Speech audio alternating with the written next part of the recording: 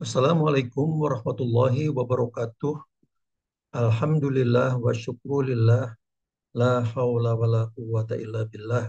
Asyhadu an la ilaha illallah wa asyhadu anna Muhammadan abduhu wa rasuluh. Allahumma sholli ala Muhammad wa ala ali Muhammad. Selamat datang di studio kami Islamic Science Research Institute, pemilik dan pengelola data Twilight atau Rembang yang paling komprehensif di dunia. Data kami sudah meliputi 5 benua, sejak dari New Zealand di bagian selatan bumi sampai dengan wilayah Arktik dekat Kutub Utara, meliputi 5 teritori politik yaitu Finlandia, Islandia, Norwegia, Greenland, dan satu di Alaska di Amerika Serikat. Eh, Sebelum saya memulai presentasi video ini, saya memberikan dua buah disclaimer dulu.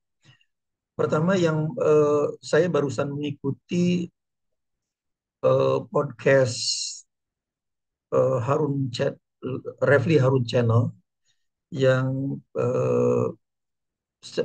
secara remote mewawancarai Dr. Rismon Sianipar, eh, yang menceritakan tentang pengalaman beliau ketika diperiksa oleh Bareskrim Polri, ya kalau nggak salah ya.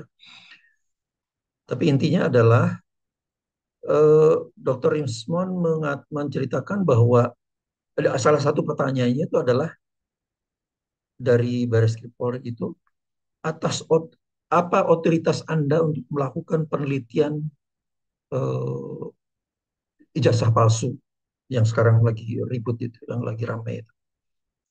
Kemudian Dokter Ispan memang masa di negara seperti ini melakukan penelitian harus memperoleh otoritas harus meminta izin dari otoritas tertentu. Saya pikir memang ini juga satu gejala yang sangat, menurut saya, berbahaya. Eh, Sudah ada mulai beberapa orang entah mengatasnamakan organisasi ataukah dia merasa menjadi otoritas dari organisasi itu yang mulai melarang-larang saya mempublikasikan hasil penelitian saya, terutama dalam uh, uh, penelitian tentang kehadiran fajar ini. Saya pikir ini sangat berbahaya sekali ini. Apa itu? Karena ini, kalau ini betul-betul nanti semakin berkembang, maka betul-betul yang apa yang dikatakan oleh Karl Marx, ya, bahwa the history repeats itself. Sejarah itu berulang. Nah, pada abad ke-16-an itu Galileo Galilei itu dilarang oleh gereja untuk mempublikasikan eh, hasil penelitiannya yang menjelaskan bahwa sistem tata surya kita ini adalah heliocentric system, yaitu planet, bumi, bumi, Venus, dan sebagainya, Mars dan sebagainya, bulan itu mengelilingi matahari. Nah, padahal gereja pada saat itu mempercayai bahwa bumilah sebagai pusat alam semesta, geocentric system, yaitu sehingga matahari, bulan, bintang-bintang semuanya itu mengelilingi bumi malah. Akibat tesis Galileo Galilei ini kemudian dihukum dia seumur hidup, dihukum rumah, ya, dihukuman rumah, tahanan rumah sampai meninggal dunia. Jadi ini menurut saya apa yang diceritakan oleh Dr. Rismon itu ini sudah mulai ada gejalanya, ada yang merasa menjadi otoritas lah dan sebagainya. Nah, kalau penelitian, kalau tidak boleh dipublikasi itu kan berarti pembungkaman itu. Jadi mohon hati-hati pada mereka yang mencoba untuk melarang-larang orang melakukan penelitian. Itu yang pertama. Yang keduanya, sebetulnya saya melihat teman-teman yang apa tuh berjuang untuk menganukan kebenaran tentang apa itu, berjuang untuk mengungkap tentang kebenaran apakah betul ijazah Pak Jokowi itu asli atau palsu. Itu menurut saya sebetulnya saya tertarik untuk terlibat gitu, untuk melihat sebetulnya apa sih. Cuman persoalannya saya melihat sebuah problem yang jauh lebih besar, yaitu tentang masalah subuh ini, masalah awal subuh dan berakhirnya uh, maghrib ini. Kalau katakanlah itu memang penting soal kebenaran tentang ijazah asli atau palsu itu, tapi itu yang terlibat adalah mungkin cuma bangsa Indonesia yang kira-kira 270 juta saja.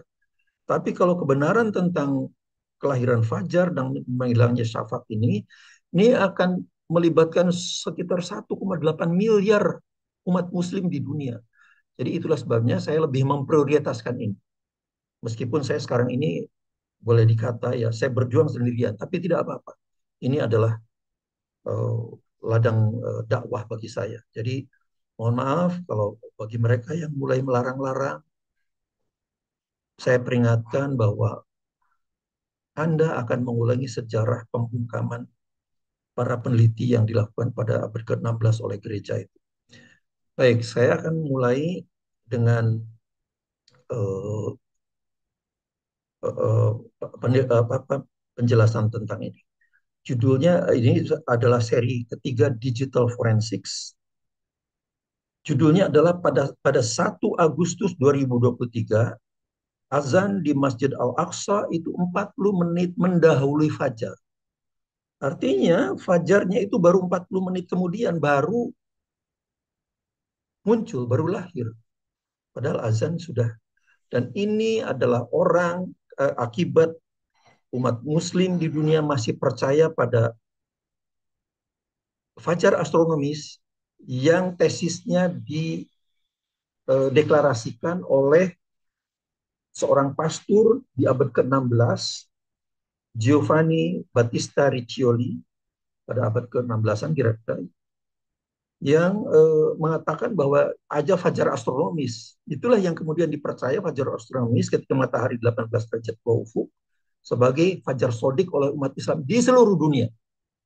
Nah, itu akan saya anukan. Oke, sebelumnya saya akan melakukan overview pada sebuah disertasi. Sekitar 2 hari lalu, seorang uh, sahabat saya di Turki mengirimkan sebuah disertasi. Judulnya ini, The Calculation of Islamic Prayer Times According to the four Sunni Schools.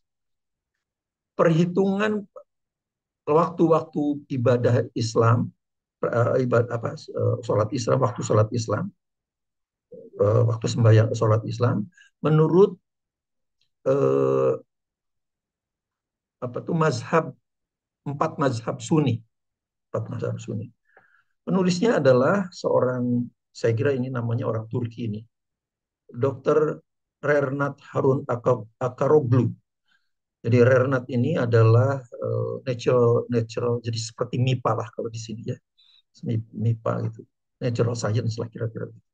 Tebalnya 374 halaman. Itu adalah disertasi Doctors der Philosophy, Dr. Phil. Universitasnya adalah Berliner Institute for Islamic Theology, BIT, dari Humboldt Universität zu Berlin. Ini adalah sebuah universitas yang sangat ternama ini, sangat prestisius lah. Saya kira memang di Jerman itu tidak ada lah universitas abal-abal seperti di kita yang universitas Ruko seperti itu ya. Jadi ini sangat anu sekali, prestisius sekali. Di antara prestasinya adalah 57 penerima Nobel itu adalah terkait dengan universitas ini, termasuk Albert Einstein, ya, termasuk Albert Einstein.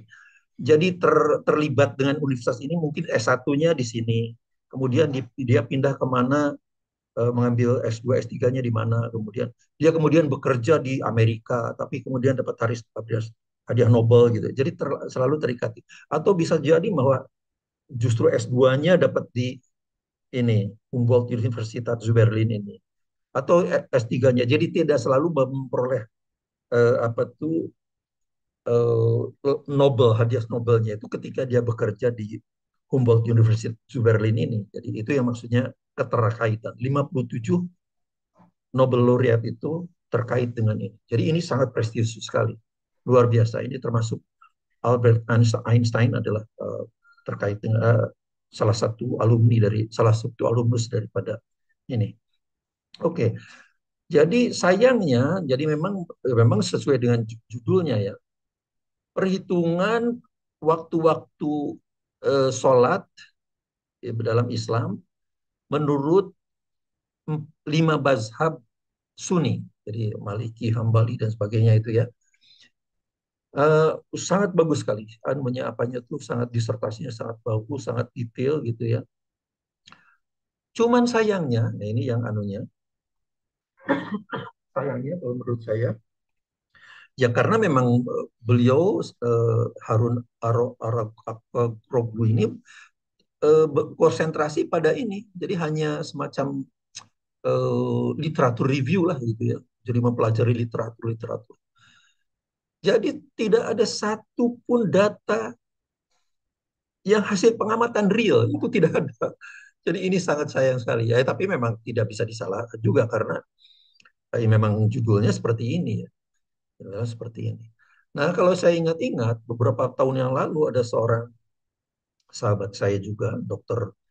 Arvin Butar-Butar dari Universitas Muhammadiyah Sumatera Utara, pernah memberikan buku-buku tentang ini karena beliau memang spesialisasinya adalah pada kajian Turats astronomi Islam abad-abad pertengahan itu. Jadi memang isinya ya seperti itu.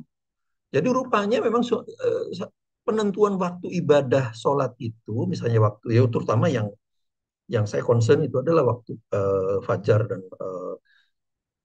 waktu isya itu ya adalah ya hanya karena kalkulasi perhitungan prediksi berdasarkan perhitungan di bola langit itu, di apa tuh di spherical trigonometry itu, spherical trigonometry itu.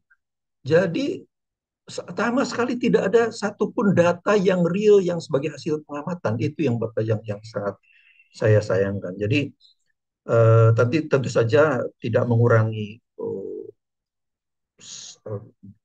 bagusnya tesis ini ya, disertasi ini. Tapi ya ini memang terbatas pada kajian teoritis ini. Kajian teoritis kalau menurut saya. Nah, persoalannya yang sedang kita lakukan sekarang ini adalah betul nggak sih dengan data real yang ada itu, ada nggak sih fajar itu betul-betul muncul pada 18, 19 derajat, bahkan ada yang 20 derajat kan gitu. Kalau isanya itu berkisar antara 17, 18 derajat gitu. Nah, itulah yang sedang kita lakukan. Kebetulan saya bertemu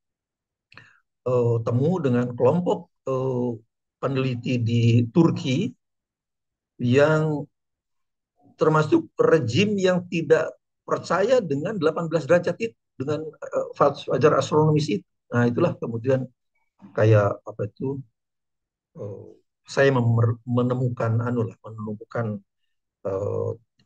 teman-teman seperjuangan. Inilah yang akan saya presentasikan sekarang. Jadi, nah sekarang objek penelitian yang saya lakukan. Nah, objek yang penelitian yang saya lakukan adalah karena saya meneliti kehadiran fajar adalah Masjid Al-Aqsa. Tanggalnya tadi 1 Agustus 2023 ya, 2023. Karena kalau malam hari ini terang benderang, jadi saya segmentasi ini. Saya ambil datanya, ambil ini aja. Ya, ambil ini aja. Ini foto aslinya begini. Ini adalah tembok ratapan untuk umat Yahudi ya. Di sini untuk pria, ini bagian ini untuk wanita gitu. Jadi saya bisa mengambil ini karena uh, apa itu fajar itu kan kelihatannya di sini. Jadi ini langit, ini daratan. Pertemuan langit daratan itulah yang indikasi yang paling kuat untuk mendeteksi kehadiran fajar. Oke, metodologinya. Nah, ini saya mengembangkan teknologi ini saya sendiri, jadi saya namakan Saxon algorithm. Bagaimana itu dia bekerjanya begini. Data ASCII dalam format video dengan 30 frames per second. Jadi setiap detik itu ada 30 foto. Jadi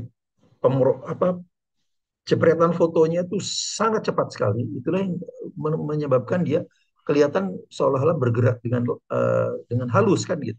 Karena setiap satu detik itu adalah 30 frame. Frames itu artinya foto. Foto digital tentu saja. Kemudian saya ekstrak menjadi still images, foto lepas dengan interval 20 detik. Mengapa 20 detik? Karena memang matahari itu kalau bergerak eh, 4 menit saja, 4 menit itu cuman kira-kira 1 derajat, 4 menit ya. Kalau terutama kalau di ekuator ya, kita standarisasi di ekuator. 4 menit bergerak itu artinya bergerak 1 derajat. Kalau turun juga 1 derajat. Jadi kalau 20 detik kan anu sekali. Jadi itu sudah sangat halus sekali. Makanya itu saya ngambil 20 detik. Proses dilakukan atas foto tersebut. Jadi saya tidak melakukan pada ratusan ribu foto foto asli videonya itu. Tapi saya sampling dengan tadi itu setiap 20 detik itu. Namanya still images. Kita masih melakukan sampling lagi setiap 5 foto. Ya 100 detik. Ingat 100 detik itu kan kira-kira hanya 1,5 menit lebih lah. 1,5 menit kan. Padahal karena itu masih terlalu halus juga untuk pergerakan matahari. Matahari itu 4 menit 1 derajat. Jadi kalau 1 menit aja kan masih 1/4 derajat. Jadi nggak apa-apa. Jadi itu dilakukan dengan kesadaran penuh sebagai peneliti lah. Kemudian saya menghitung standar deviation semua foto yang akan digunakan untuk analisis.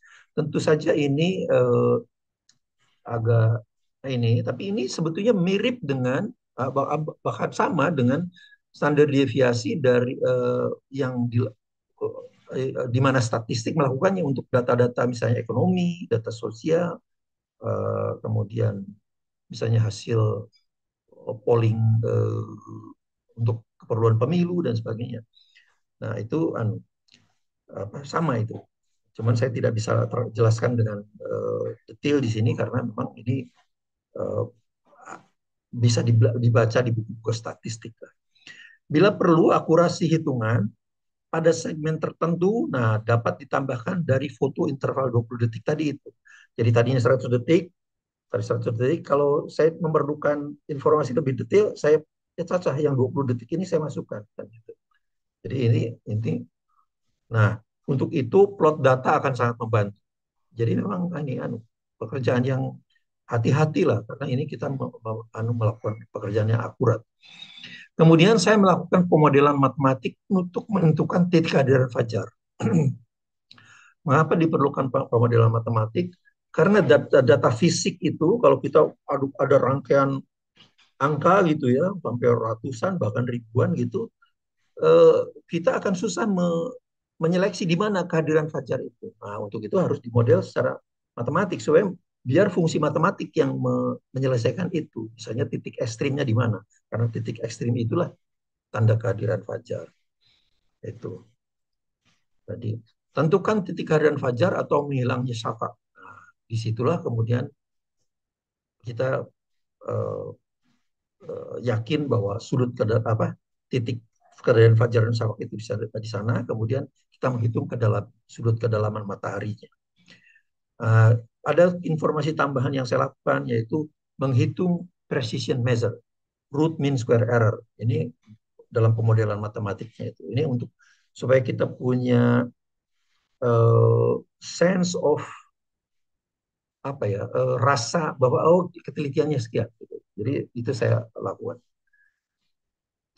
Hitung informasi titik-titik penting, karakteristik perjalanan matahari, waktu terbit, waktu terbenam dan sebagainya. Ini hitung informasi lain yang diperlukan. Ya, lakukan verifikasi. Nah, ini yang banyak para peneliti yang lupa melakukan ini. Lakukan verifikasi menggunakan teknik image processing lain yang tersedia di public domain. Yang independen ya, independen daripada apa yang saya lakukan. Supaya itulah makna verifikasi. Itulah yang diprotes oleh Dr. Rismon, Dr. Roy Suryo dan sebagainya karena uh, sikap bias dari lab for kepolisian, laboratorium forensik kepolisian yang sudah lama selalu terindikasi dia punya sikap yang bias. Sikap yang bias. Banyak bukti-buktinya yang itu bisa diikuti dalam. Jadi itu tidak boleh bias. Untuk tidak bias, kita harus melakukan verifikasi dengan teknik yang independen. Nah, itu saya lakukan. Tidak cuma satu, tapi dua, tiga. Itu. Nah, saya menggunakan ini apa aplikasinya Image open source. Ini sebetulnya digunakan secara umum adalah untuk keperluan medis, dikembangkan oleh orang-orang dalam medis. Nah, ini kemudian saya gunakan untuk melakukan verifikasi. Foto asli juga dapat digunakan untuk verifikasi. Nah, oke, saya sebentar. Nah, inilah yang saya namakan Saxon algorithm. Tidak saya patenkan. Karena ini adalah ladang dakwah saya. Jadi saya tidak patenkan ini, nggak mau saya. Ini biar aja. Kalau mau belajar silakan baca buku saya dan sebagainya. Kalau bisa diskusi dan sebagainya. Jadi itulah sebabnya. Nah, hasilnya bagaimana? Hasil pada 1 Agustus 2023 lalu itu begini. Jadi saya jelaskan ini. Ini adalah nomor fotonya 40, 45 terus sampai 175. Nah, kemudian ini adalah standar deviasinya adalah ini. Standar deviasi itu ini. 10,9, 10, 11, ini. Nah, dia seperti ini. Kalau dia fajar sudah muncul, dia akan langsung naik ini. Jadi fajar munculnya kan pada foto 115, ini mulai muncul. Nah, inilah yang terdeteksi. Nah, jadi inilah titik hasil pemodelan matematik, eh, titik ekstrim bawahnya. Nah, inilah titik anunya. Ini ada sun depression angle-nya. Jadi sudut ke dalam mataharinya. Jadi terjadi pada saat sudut matahari 10,7. Karena ini 11,1, ini 10,5, ini 10,7 di sini. 10,7 derajat. Nah, tapi yang ingin saya anukan bahwa sebetulnya saya mengambil datanya cukup dari ini dari foto nomor 41 lah ya. Cuman ini nomor 40 itu hanya saya lakukan untuk pemodelan untuk pemodelan matematik agar saya bisa menentukan titik ini. Akan saya tunjukkan data aslinya. Mana ya? Oh, sebentar. Saya sebetulnya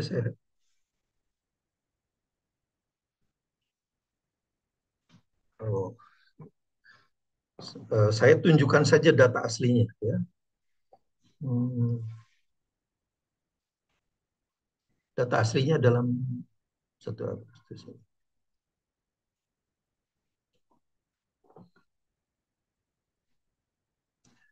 Jadi ini data aslinya. Ini saya zoom out dulu supaya kelihatan. Ya. Nah, ini yang saya tampilkan tadi di slide itu kan mulai 40 sampai ke 175. 175. Sebetulnya sampai ke ini.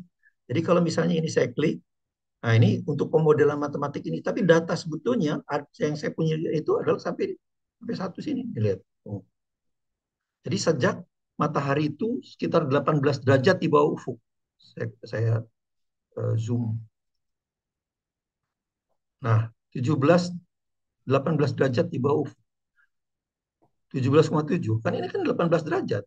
Coba lihat antara 18 derajat dengan 12 derajat sama aja gelapnya. Ini karena ini kan tingkat kegelapan malamnya. Oke, saya buang saja ini anunya ya. Saya buang ini. Nah, ini. Kalau ini 18 derajat, itu tingkat kegelapan malamnya itu di sini. Yang 12 derajat kegelapan malamnya di sini. Sama aja. Bagaimana kita bisa membedakan antara fajar astronomis dengan fajar sodik 12 derajat di sini. Jadi sama sekali enggak.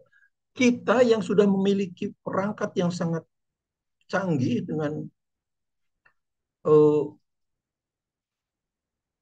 komputer digital yang sangat canggih sekarang ini tidak bisa. Bagaimana membedakan?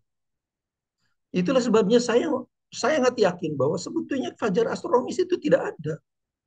Ini adalah satu kasus saja. Saya punya ribuan kasus seperti ini. Ribuan kasus, ribuan data. Jadi saya tidak main-main ini. Nah, ya. Jadi bagaimana orang akan bisa membedakan apalagi di abad ke-8 16-an. Kita aja nggak bisa. Coba bagaimana? Bagaimana membedakan kegelapan di sini dengan kegelapan di 12 derajat ini saat matahari 12 derajat. Nah, itu. Jadi ini sekedar gambaran saja bahwa sebetulnya saya mengambil data itu sejak 18 derajat gitu ya. Tidak usah saya save. Jadi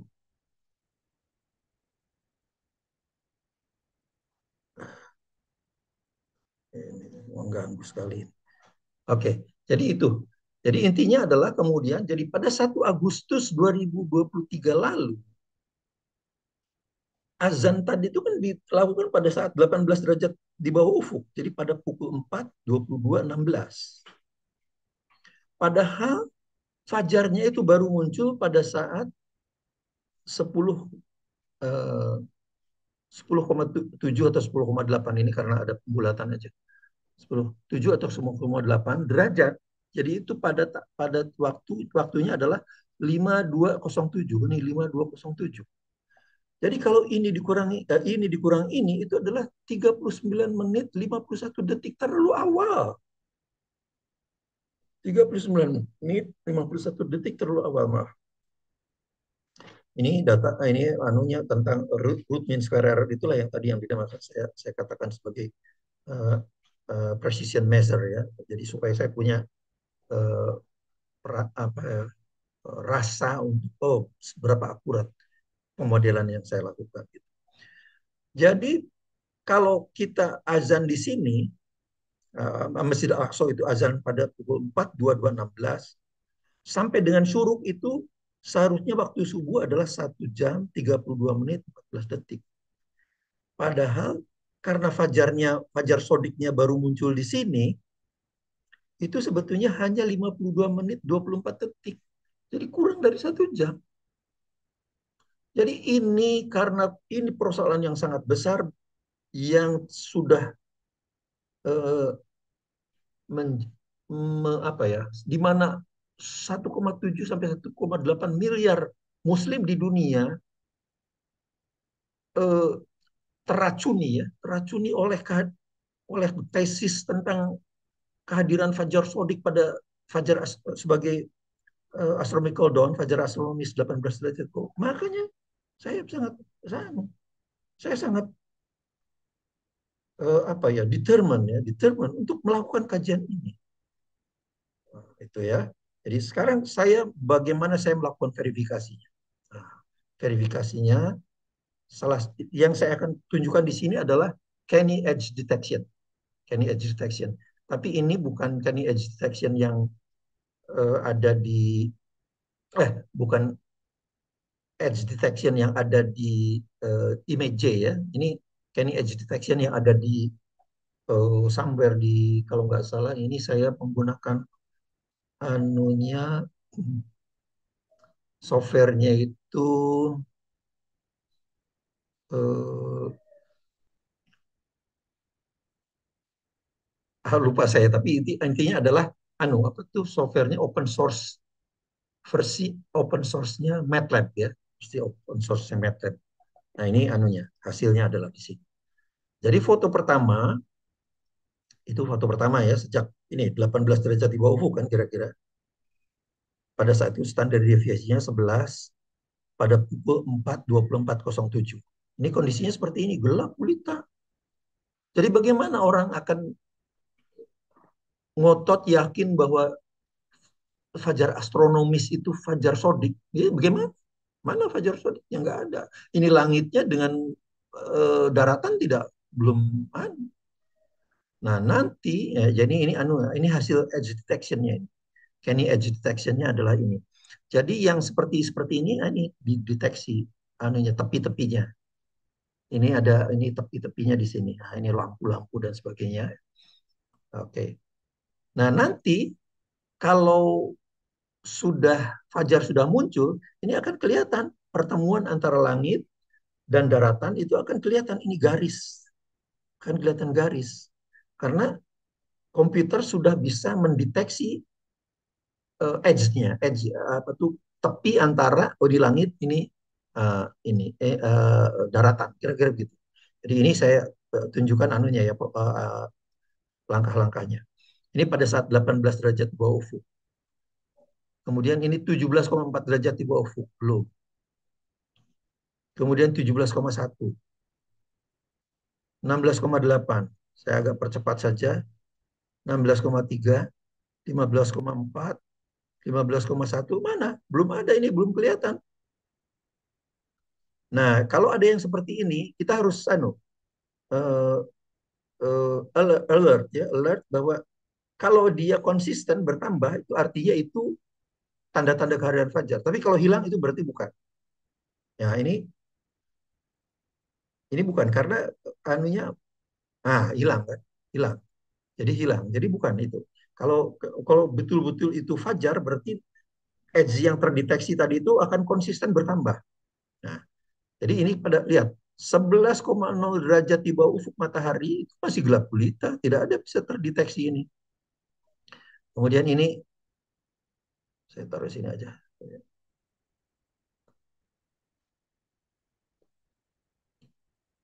10,9. Nah, ini ada seperti ini. Kalau ini konsisten bertambah itu berarti itu fajar, tapi kalau hilang bukan itu berarti. 11,0 ya. 10,8. Matahari 10,8 derajat di bawah ufuk. Ini kalau hilang, hilang. Berarti bukan. Nah, di sinilah algoritma saya, Saxono algorithm itu dapat mendeteksi ini kehadiran fajar. Ya, dari tadi yang gambar yang saya tunjukkan itu kan.